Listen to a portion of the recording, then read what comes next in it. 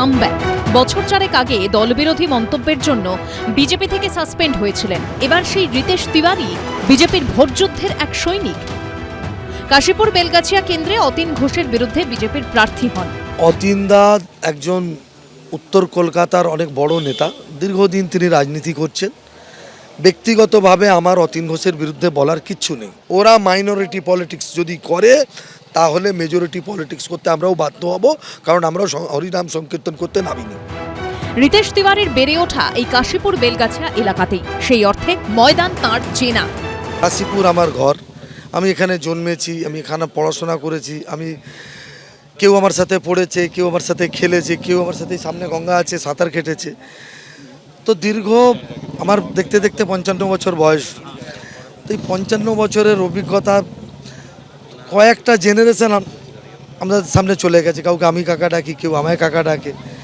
তো গোটা এলাকাটাকে আমি বলতে পারেন হাতে তালুর মতো চিনি। এই কাশীপুর বেলগাছিয়া বিধানসভা কেন্দ্রেরই মধ্যে পড়ে আরজিকর হাসপাতাল, যেখানে তরুণী চিকিৎসকের ধর্ষণ খুনের ঘটনা গোটা দেশকে নাড়িয়ে দিয়েছিল।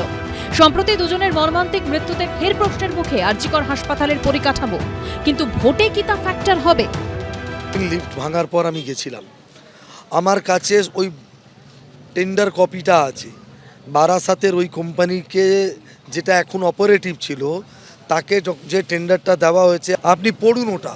সেখানে ক্যাটাগরিক্যালি লেখা আছে 24 ঘন্টা মেনটেনেন্সের লোক থাকবে, 24 ঘন্টা লিফট ম্যান দ্বারা সঞ্চালিত করা হবে। তার সত্ত্বেও কেন লিফটম্যান ছিল না?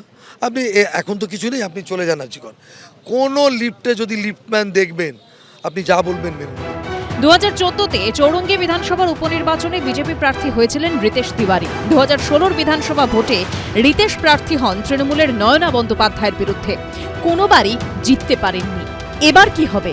29শে এপ্রিল দ্বিতীয় দফায় কাশীপুর বেলগাছিয়া কেন্দ্রের ভোট। আর এই কেন্দ্রের ভোটাররা কাকে বেছে নিলেন সেটা জানা যাবে 4 মে। অর্ণব মুখোপাধ্যায়ের রিপোর্ট, এবিপি আনন্দ। এবিপি আনন্দ, এগিয়ে থাকে, এগিয়ে রাখে।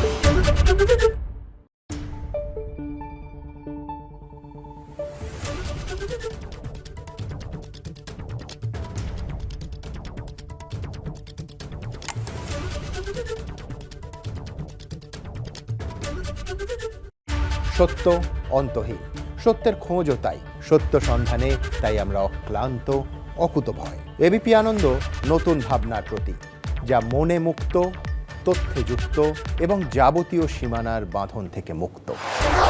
সীমা না শব্দটির মধ্যে লুকিয়ে আছে মানা শব্দটি, যেন চোখ রাঙানি এক অদৃশ্য বেড়াজাল, যা আটকে রাখে আমাদের এক ছোট্ট গণ্ডির মধ্যে। একমাত্র সঠিক খবরই গড়ে তুলবে এক মুক্ত সমাজ। সেই জগৎ গড়ার লক্ষ্যে কোনো সীমানার ঠুকুটি আমরা মানব না। এবিপি আনন্দ, এগিয়ে থাকে, এগিয়ে রাখে।